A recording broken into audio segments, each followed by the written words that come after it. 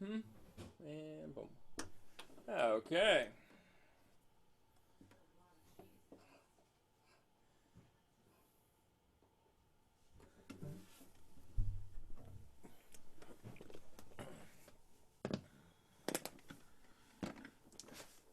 So this morning was breakfast burritos.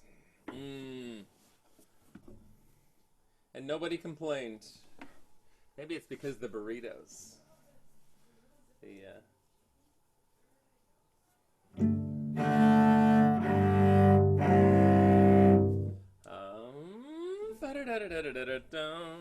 Get the microphone set up and over here. Okay. And then over here and over here. All right.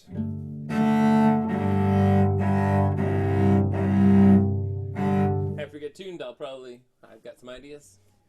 It'll be, once again, Tuesdays are kind of a short class because I gotta get my kids out to their activities. And it's fantastic to see you all.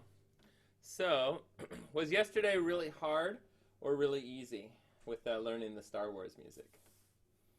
Yeah? Okay, well, yeah. Well, let's review. We'll review just a little bit and make sure that it all works really nicely. As soon as the clock turns 9. And ready? There it goes. All right, so let's get tuned.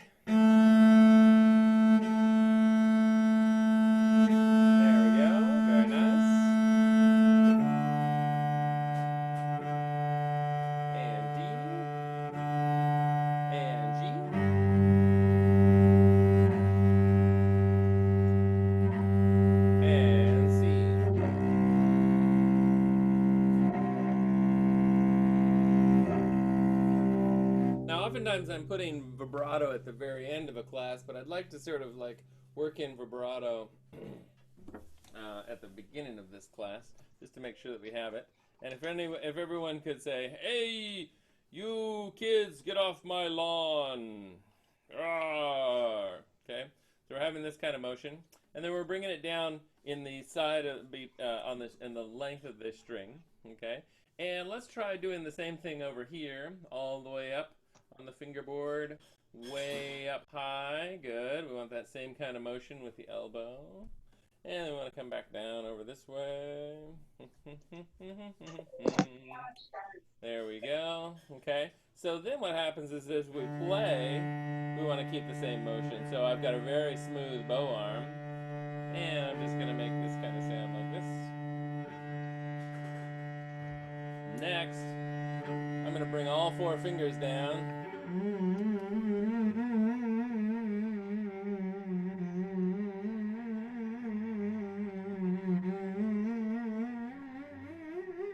And what I like to do is, have a nice, big, wide sound.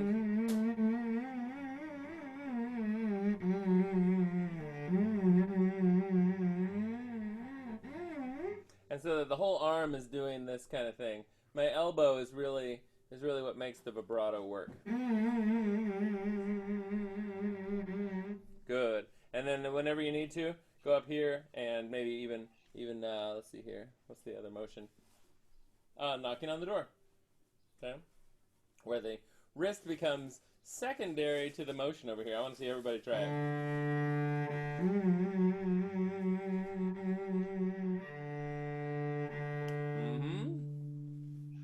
Good. Now let's apply that to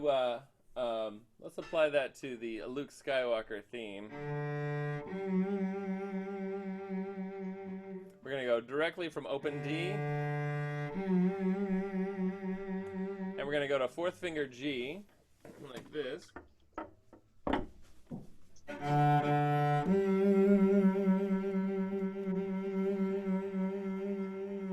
And you can do it real slow.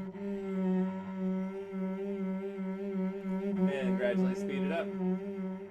Because vibrato should be a relaxing thing. I used to think of vibrato as being like something that's like, oh, we're applying the tension, because it does add excitement to the note. Here's the note without, right? Which I think is fine. but everybody wants to play vibrato. There are times when you just don't want vibrato.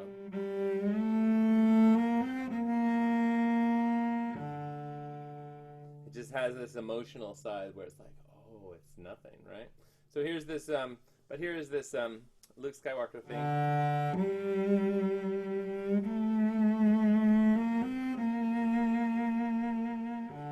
Let's try that. I'm going to go up to fourth position. First finger A in order to get there. Fourth finger. Now I'm going to slide up to fourth position. And then B flat. C, B flat. And then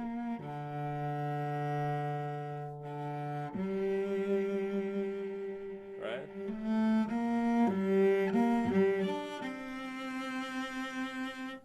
So I'm saying B flat, you can do it here. Slide back, or first position. And each note can have vibrato like that because I'm using my arm to do vibrato. Some people think of vibrato as being like wrist, you know. That's the most obvious kind of shape, right? So like you're doing a wrist shape instead. And so you think, oh, like I'll just do a wrist like this. And you can get it to do that, you know, like doing a flex with the wrist. But sometimes the finger is like this and sometimes the finger is like this, and you can't, it's hard to put down fingers and know exactly where they're going to go. And so what I want to do is the whole arm, and so the fingers stay in the same relationship. So any finger can have any finger can have the vibrato. So let's try that with an open D. And now let's go to E flat. Now E natural, second finger. Third finger. And now fourth finger. Always with the forearm. That's why I'm twisted around to sort of show you.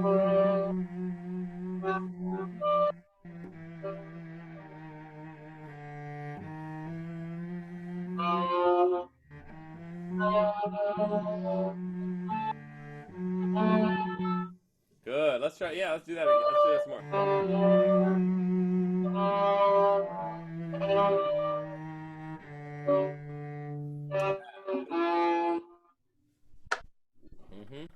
Now, the next part of this is that let's incorporate this into the scale, and so that we have. There we are. Excellent. I'm going to do the. Yeah. I'm going to do the E flat major scale in order to make that work really nicely. Aha. And presto. Okay, great. And I'm going to bring you all down so we can see where everybody is. I wish there were a default. Maybe somebody knows about it. Where the I can. There we go. And then we have the scale right up here. I'm blocking everything else, so you won't be enticed to play C minor or A flat major. Okay, so here we go with the E flat. I'm going to do a vibrato on E flat. And that's on the C, and it's a low E flat. And I want the whole arm to do it. And now we're going to go to F.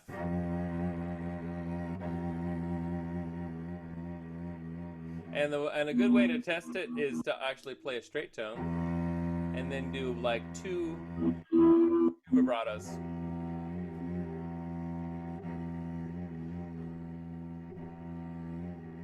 There we go.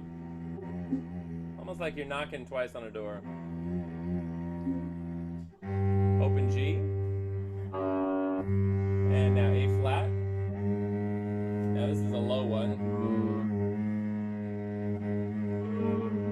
Also with the arm. Reaching B flat.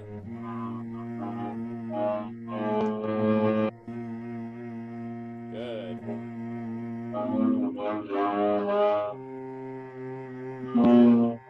The best way to practice vibrato is to start and stop too. Say like, oh, I'm not going to do vibrato, and now I'm going to try it. There we go, that's great. Open D, E flat.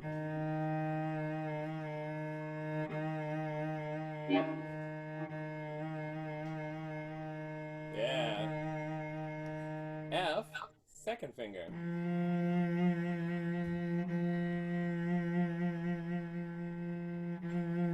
G.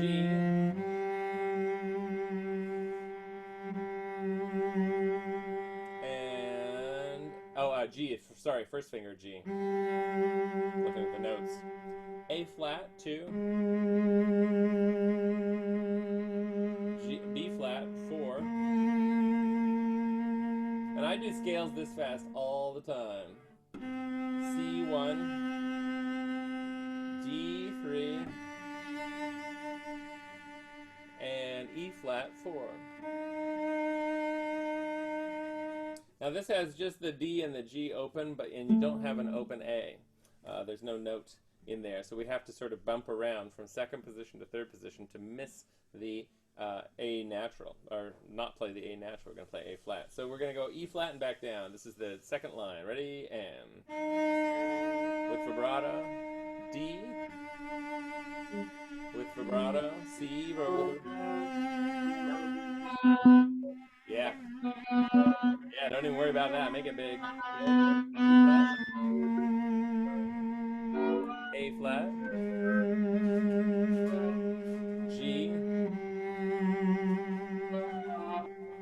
F, E flat, E, now C, fourth finger. Definitely pull your hand away and make sure you got that sound, that movement.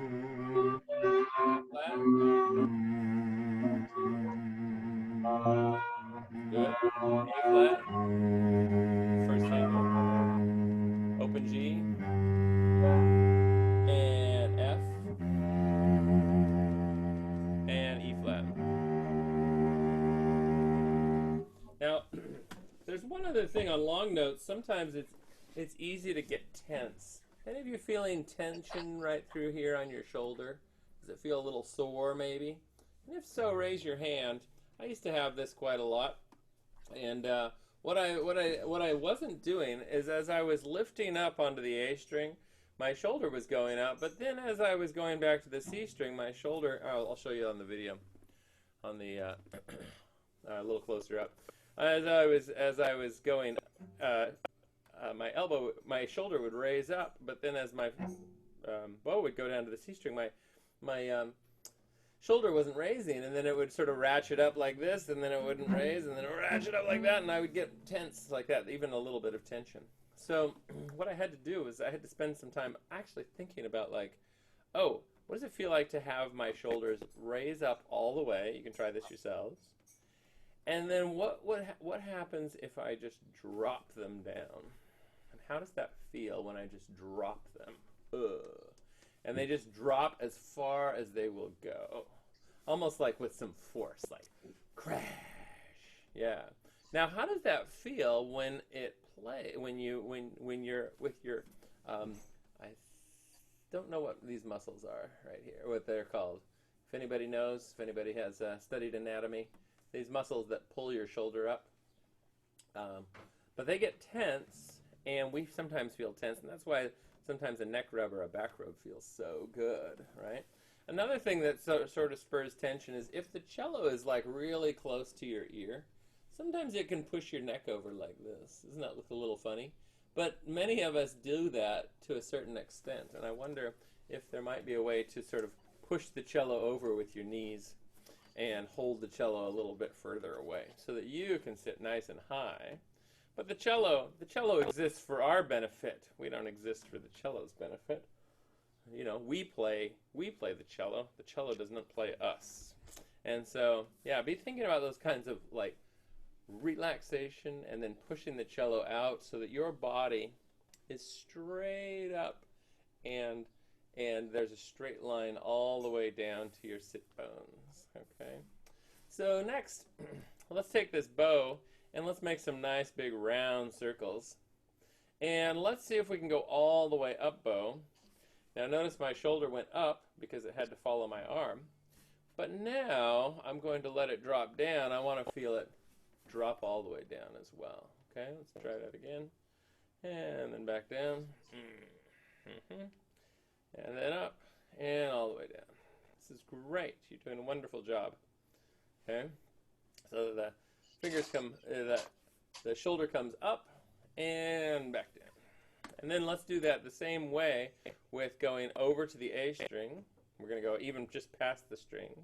And notice how the shoulder is up a little bit, but not appreciably so. And then let's go over to the C string and let the shoulder drop like that. And then up, and then drop.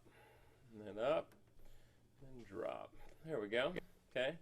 So that you're always feeling, there's always a point in your playing where you do get to that point. Even though you will need to raise your shoulder and move it around in order to do things, there will be those points where you know what relaxation feels like and you get there regularly. The same thing happens with a bow hold, where, for instance, if I'm, let's go ahead and play on G.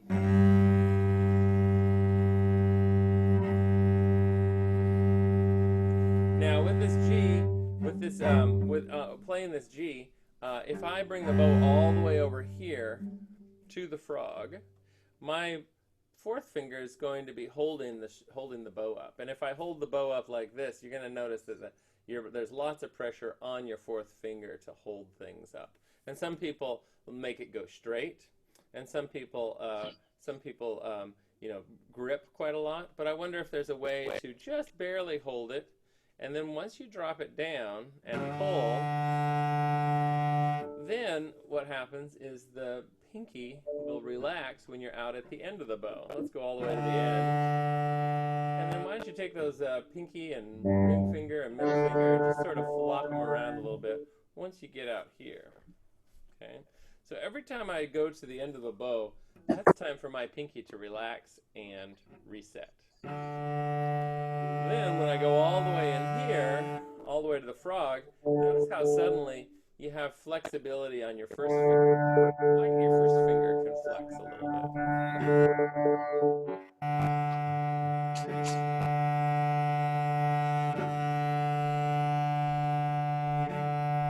There we go. So at each point in time, I'm going to go out here to the frog, and I'm going to flex my first two fingers. Okay, try that out. And then I'm going to go all the way back out here. I'm going to flex my lower two fingers. Okay, let's try that. Go up bow. Flex the first finger and second finger. Or maybe just the first finger. Okay, so that's relaxed. And then all the way out here and flex these fingers. Okay. Now that's a D. My shoulder is sort of medium, right? So what I need to do now is like, oh, let's lift it up and drop it. See how far I can drop it down. Okay? Nice. All right. So now with that sound that we're making, let's add in, and that flexibility in the fingers, let's add in vibrato here. Let's do third finger. Now go to second finger. Now first finger. Now fourth finger. Third finger. Second finger. And first finger. Yeah, there we go. The whole thumb should be moving too with the hand. Like make sure that everything's moving along with for a good vibrato. Next, let's. I'm going to share the screen and let's do the third octave of E flat major, and that will be right over here on page maybe 12. Nope. 13. There we go. All right. So on this one, we're going to go to tenor clef right there. And then we're going to go back down. This F then goes down to this E flat. This D goes up to this E flat. So this note right here and this note right here are the same E flats, okay? Because we don't really like to look at a lot of ledger lines. That's hard to read, right? So we like everything sort of in the staff or just a little bit around the staff, and so we use our clefs to get us there. Okay, so this is just like second position, or this is just like the 2-octave one, and then we're going to use the same fingering pattern, which is 1 2 1 2 1 2 3. Okay, so let's start on this 4th finger. We're going to start right here, 4th finger on this E flat. Okay. Everybody fly that. It's in between the E flat is a 4th finger in between the tapes. Okay. Now let's go up to F. 1st finger. G. And if you want to, you can try out your vibratos. Really awesome vibratos. Take your elbow up like this, like you're going to fly. Good. Now we're going to go to A flat 1, B flat 2,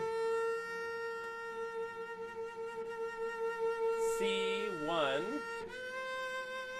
Now we're on 2nd line, D 2, and E flat 3. Now back down to C 1, B flat 2, A flat 1, G 4. What are we doing? No, it's 2. G. F is 1. Now we're into bass clef 4. No, wait. What am I doing? Let's go with this G2. I lost my place because I was looking at my own vibrato. And now F1. Thanks, everybody. Now E flat 4, D3, C1, F, B flat 4, and that's going to be way up. A little bit higher. It's going to sing like this. See if you can match this note, and it's a 4th finger. If you're playing B flat over here, that's the right note, but let's go over here. Good. Now A flat and G, F2, E flat 1, D open, C4, B flat 2, A flat 1, really low, open G, F, E flat 2.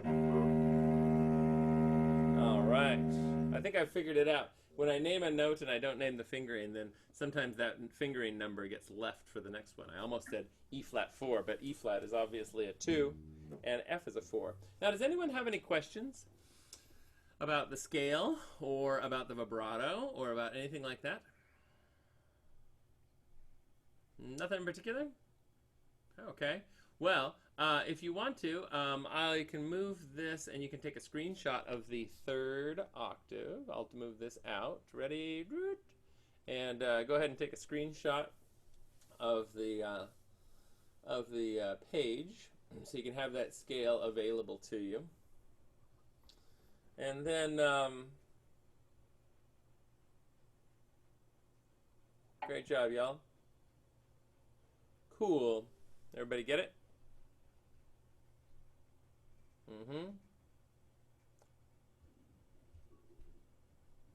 Super. And I'm going to bring this back. And now I have to go and see the kids off to their activity. But great seeing you all. We'll see you at 9 a.m. Pacific time tomorrow with more good stuff. All right. Take care, everybody. Bye. Thank you. Bye. Bye.